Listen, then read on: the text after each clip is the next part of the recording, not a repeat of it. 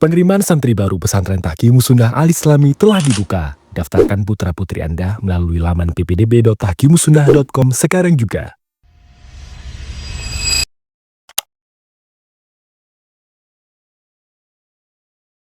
Assalamualaikum warahmatullahi wabarakatuh.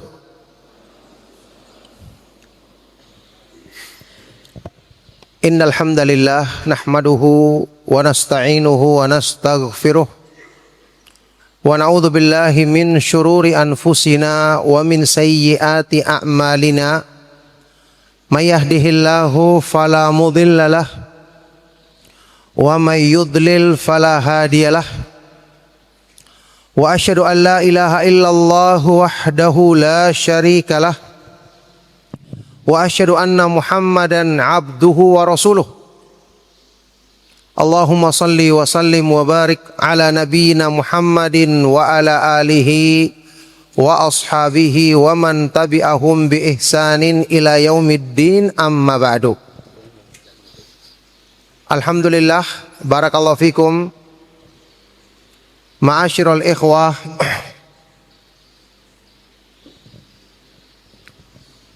wa talabatal ilmi hafidhakumullah, para ikhwan, para penuntut ilmu, dan tentu para asatidah al-fudhala, yang semoga kita semua senantiasa mendapatkan taufik kebaikan dari Allah Subhanahu wa taala. Alhamdulillah, di pagi hari ini merupakan satu kemuliaan dan kehormatan bagi ana bisa bertemu dengan antum semua, para penuntut ilmu, dan tentu para ustadz pembimbing dalam menyampaikan ilmu agama di masjid yang mubarak ini, di pondok antum yang mulia ini, dalam rangka untuk saling berkunjung, bertemu karena Allah Subhanahu wa taala, dan untuk tentu saja saling menasihati dalam kebaikan dan ketaatan kepada Allah Subhanahu wa taala. Baik, barakallahu fikum. Tidak asing bagi kita semua kedudukan menuntut ilmu yang sangat agung di dalam Islam, yang kita tahu semua jalan inilah yang dipilih oleh para sahabat radhiyallahu taala anhum ajmain, dan para ulama ahlus sunnah wal jamaah yang mengikuti jalan mereka dengan kebaikan. Seandainya ada jalan yang lebih utama dibandingkan jalan menuntut ilmu, mereka pasti akan meniti jalan tersebut.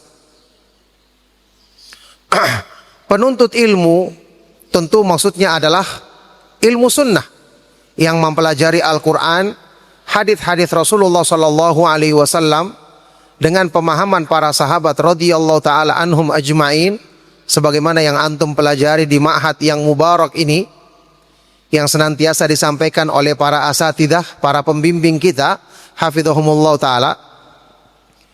Mereka-mereka yang menyibukkan diri dengan kegiatan ini, termasuk tentu saja yang mendukung dan membantu terselenggaranya kegiatan mulia ini, adalah orang-orang yang kedudukannya paling tinggi di sisi Allah Subhanahu wa ta'ala. Orang yang menuntut ilmu dengan niat untuk menegakkan agama, untuk mengamalkan petunjuk Islam dengan benar, maka kedudukannya adalah kedudukan yang sangat mulia. Bahkan mereka menempati kedudukan setelah para nabi dan para rasul alaihi wassalatu wassalam.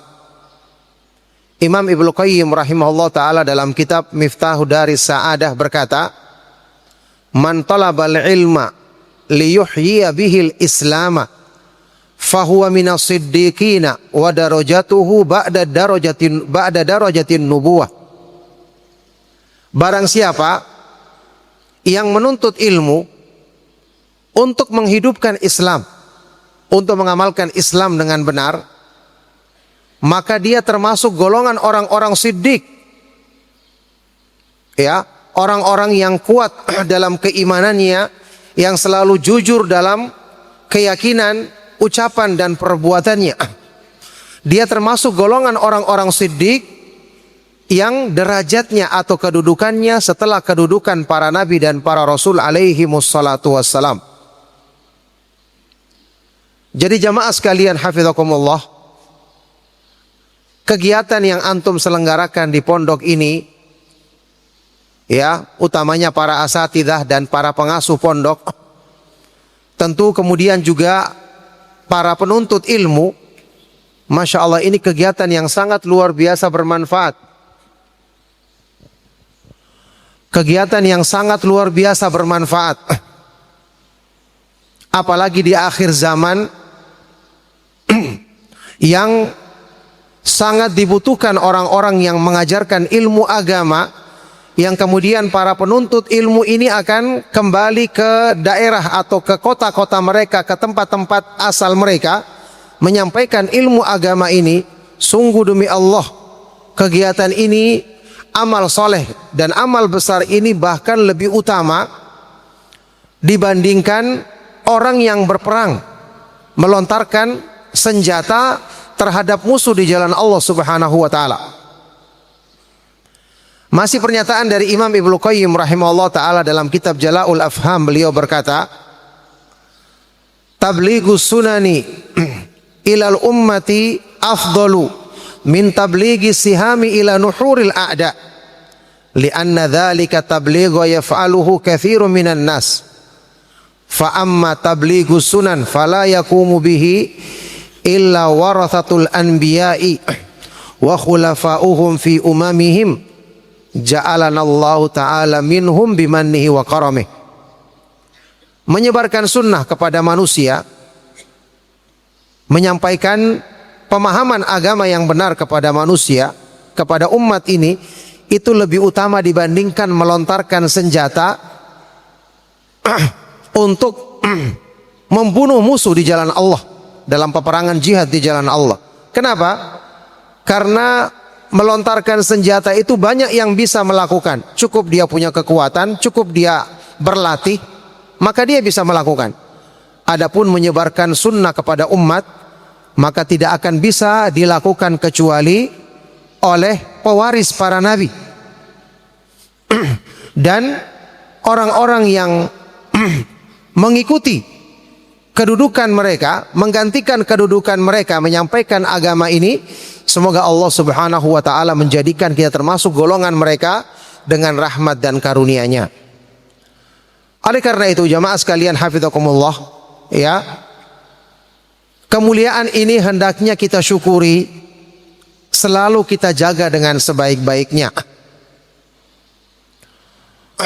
Menuntut ilmu, mempelajari agama Allah Subhanahu wa taala, ini adalah termasuk harta yang paling berharga, kemuliaan yang paling tinggi yang ada di akhir zaman, yang tentu ini merupakan warisan para nabi dan para rasul alaihi wassalatu wassalam.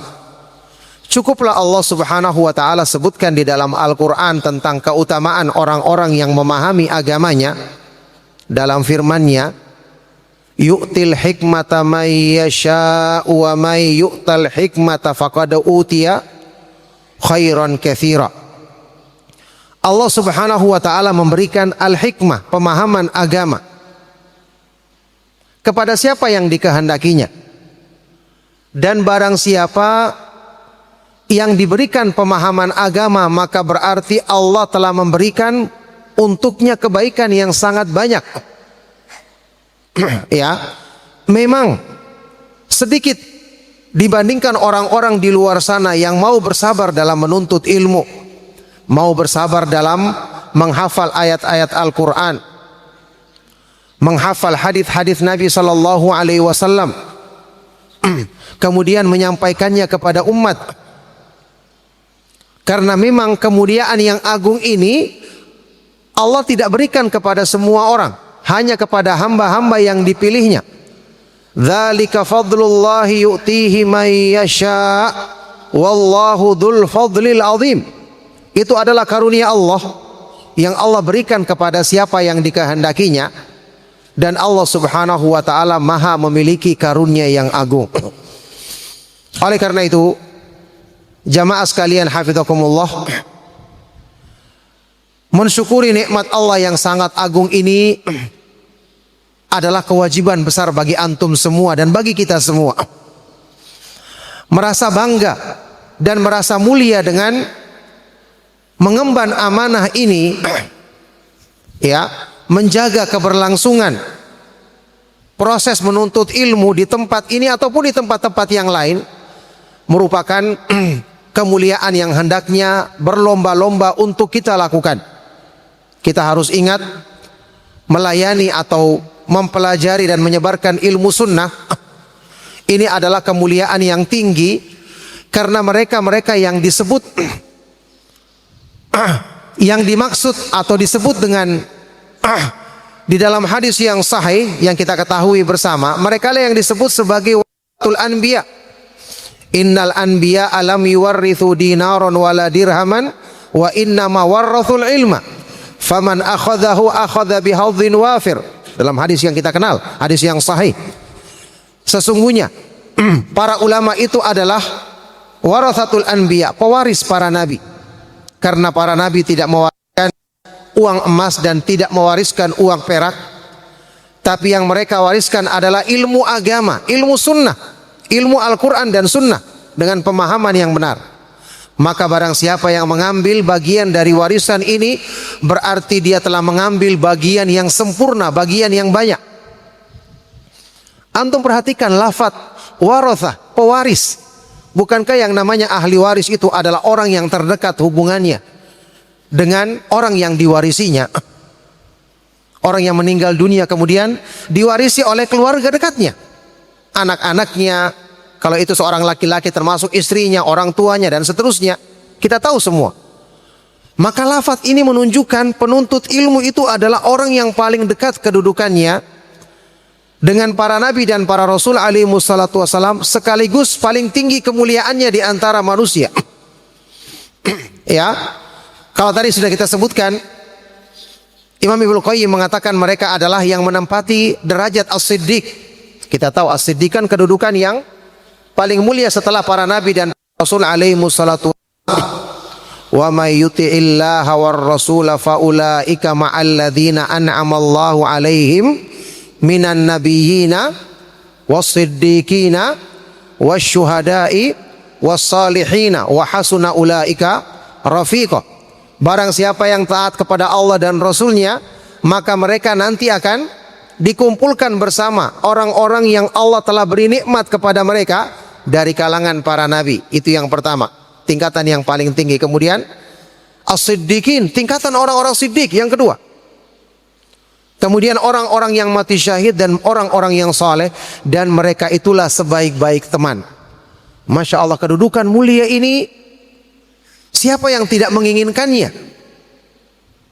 Kemudian kedudukan mulia ini Allah mudahkan taufik bagi antum untuk bisa mengambil insya Allah sebanyak-banyaknya bagian darinya.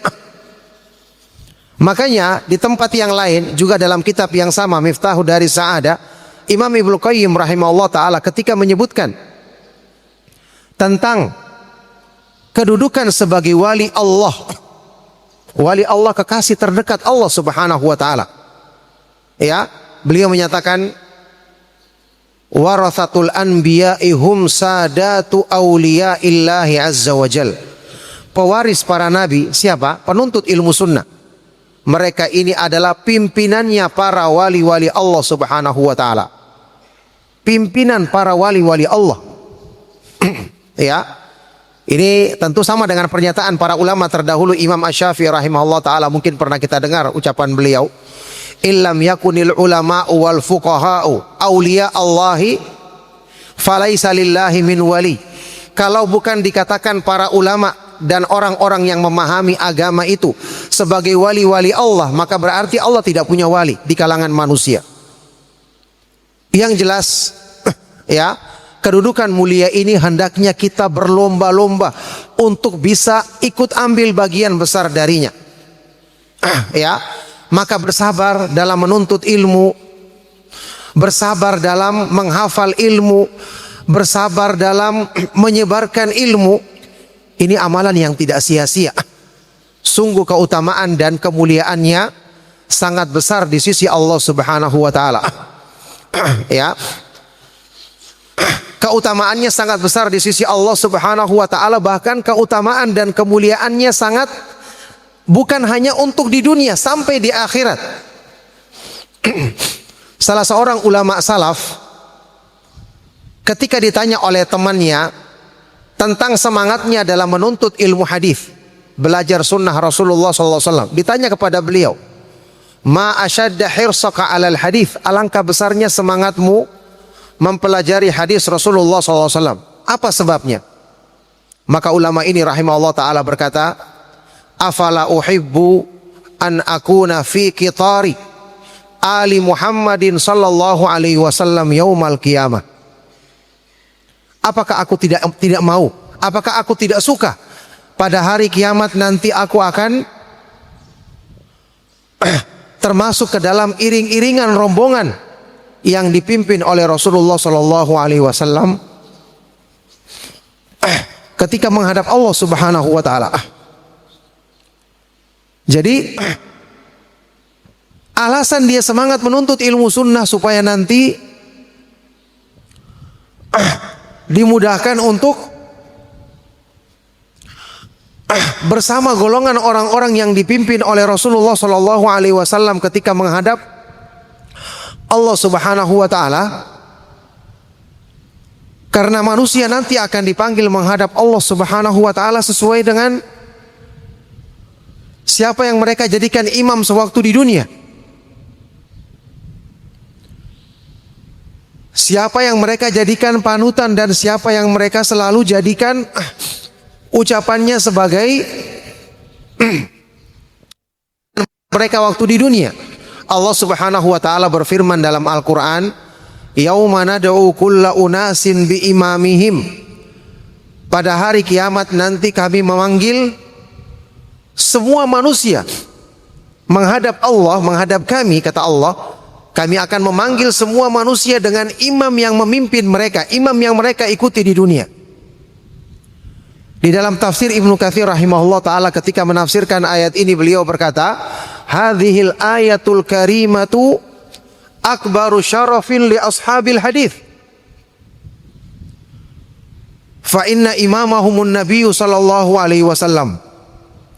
Ayat yang mulia ini merupakan sebesar-besar kemuliaan kepada orang yang mempelajari hadis Rasulullah sallallahu alaihi wasallam, karena sesungguhnya imam yang akan memimpin mereka ketika menghadap Allah Subhanahu wa taala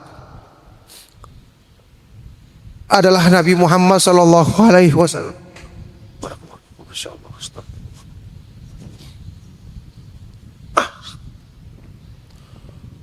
Ya, barakallahu fikum. Jadi intinya kemuliaan ini hendaknya kita berusaha untuk bisa meraihnya, tentu dengan memohon pertolongan Allah Subhanahu wa taala. Jadi kesimpulannya, kalau kita ingin jelaskan tentang keutamaan ilmu mempelajari ilmu sunnah Rasulullah sallallahu alaihi wasallam, tentu sangat banyak, dan saya yakin para asatidzah yang membimbing antum di pondok yang mubarak ini sudah sering menyampaikan perkara ini. Ya, sebagai kesimpulannya saja, Imam Ibnu Qayyim rahimahullah taala ketika menjelaskan di dalam kitab Miftahu Daris Sa'adah, ya, kita tahu di dalam kitab ini di bagian pembahasan awal itu beliau menyebutkan tentang segi-segi keutamaan ilmu, lebih dari 150 segi keutamaan ilmu dan kemuliaannya. Lantas beliau di tengah-tengah menyimpulkan atau menyebutkan beberapa kesimpulan, ya, supaya saya jadikan sebagai penutup dari nasihat kita di pagi hari ini, mudah-mudahan bermanfaat. Kata beliau, wabil jumlah. Kata beliau kesimpulannya, falau lam yakun fil ilmi illa al-qurbu min rabbil alamina wal iltihaku bi alamil malaikati wa suhbatil mala'il a'la lakafa bihi syarafan wa fadla. Fakaifa wa izzud dunya wal akhirati manutun bihi masyrutun bihusulih. Kesimpulannya, kalau seandainya tidak ada keutamaan dan kemuliaan dalam menuntut ilmu, atau menyebarkan ilmu agama, kecuali itu adalah ibadah untuk mendekatkan diri kepada Allah. Kemudian menjadikan seseorang bisa mencapai alamnya para malaikat. Masya Allah, mencapai kedudukannya para malaikat dan menyertai makhluk-makhluk yang paling mulia di sisi Allah. Seandainya tidak ada keutamaan kecuali ini, maka cukuplah itu sebagai keutamaan dan kemuliaan yang memotivasi kita untuk mengejarnya. Fakaifa, maka bagaimana lagi jika dikatakan semua kemuliaan dunia dan akhirat manutun bihi, terkait dari bagaimana kita menuntut ilmu dan disyaratkan untuk mendapatkannya dengan mempelajari ilmu agama ini. Jadi semua kemuliaan dunia dan akhirat. Tidak asing bagi antum tabi'u tabi'in yang mulia, salah seorang ulama salaf, Imam Abdullah ibn Mubarak al-Marwazi rahimahullah ta'ala, salah satu di antara ulama besar salaf yang disebut-sebut sebagai Amirul Mukminin fil hadis, pimpinan kaum mukminin dalam masalah hadis Rasulullah sallallahu alaihi wasallam. Beliau pernah ketika ditanya, "Lau bu'ifta ba'da mautika madza tasna?" Seandainya kamu dibangkitkan setelah kematianmu, apa yang akan kamu lakukan? Dibangkitkan hidup yang kedua kali. Maka beliau menjawab, "Atlubul ilma hatta ya'tiyani malakul mauti marratan thaniyah." Saya akan menuntut ilmu lagi sampai malaikat maut datang mencabut nyawaku untuk kedua kalinya. Oleh karena itu, barakallahu fikum, ya. Hafizakumullah, inilah tentu merupakan kemuliaan yang sekali lagi kita berlomba-lomba untuk selalu menetapinya, untuk mengambil bagian besar darinya. Semoga Allah Subhanahu wa taala senantiasa memudahkan kita untuk menuntut ilmu yang bermanfaat, yang mewariskan amalan soleh, yang menjadi sebab kita bisa meraih kemuliaan yang Allah Subhanahu wa taala berikan bagi orang-orang yang dimuliakannya dengan menuntut ilmu agama ini, memahami, mengamalkan, kemudian menyebarkannya kepada manusia. Demikian, semoga nasihat ini bermanfaat. Barakallahu fikum. Mohon maaf atas segala yang salah dan kurang. Sallallahu wasallam wa barak ala nabiyyina Muhammad wa ala alihi wa sahbihi wa man tabi'ahum bi ihsanin ila yaumiddin, walhamdulillahi rabbil alamin. Wassalamu alaikum warahmatullahi wabarakatuh.